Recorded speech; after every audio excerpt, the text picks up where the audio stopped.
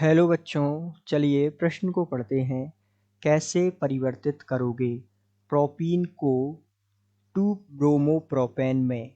तो आइए बच्चों, मुख्य अवधारणा को समझते हुए हम इस प्रश्न का विस्तार पूर्वक हल समझते हैं तथा ये विस्तार पूर्वक अभिक्रिया को देखते हैं कि हम किस प्रकार जो है प्रोपीन से 2 ब्रोमो प्रोपेन प्राप्त करेंगे। तो सबसे पहले मुख्य अवधारणा के रूप में हमें कुछ जानकारी होना आवश्यक है, जैसे कि मार्कोनी-कॉप नियम की जानकारी होना हमें आवश्यक है।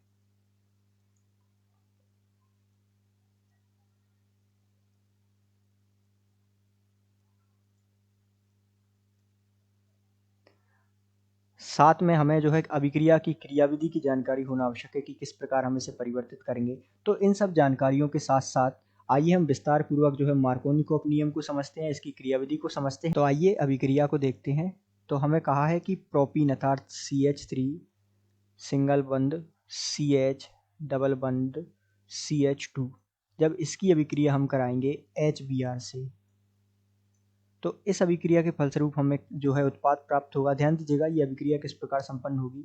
यहाँ पर आ जाएगा नेगेटिव चार्ज, यहाँ पर आ जाएगा धनात्मक आवेश। अब यहाँ जो है H जो है प्लस होता है और Br माइनस, तो ये Br माइनस किससे जुड़ेगा इस प्रकार यहाँ पर, और ये H प्लस कहाँ जुड़ेगा यहाँ पर।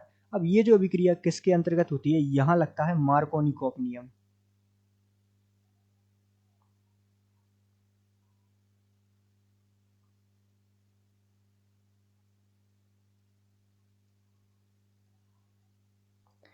नियम क्या है मार्कोनी-कॉप की, जो हैलाइड है वो कहाँ जुड़ेंगे, जहाँ पर हाइड्रोजन की संख्या कम है। तो हाइड्रोजन की संख्या यहाँ 1 है, जबकि यहाँ कितने हाइड्रोजन है 2। तो हैलाइड कहाँ जुड़ा है, जहाँ हाइड्रोजन की संख्या कम है। तो यहाँ जुड़ जाएगा हैलाइड, हैलाइड का मतलब है Br ब्रोमीन, तो यहाँ जुड़ जाएगा Br।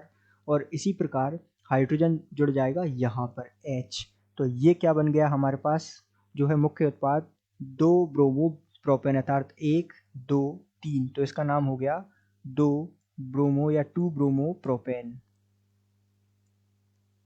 जो कि अंततः हमें प्राप्त करना है। तो इस प्रकार जो है आप इस अभिक्रिया को हल कर सकते हैं तथा समीकरण तक पहुंच सकते हैं, जिसमें हमने अंततः उत्पाद प्राप्त कर लिया प्रोपीन से 2 ब्रोमो प्रोपेन। तो आशा करते हैं आपको समझ आया होगा। धन्यवाद।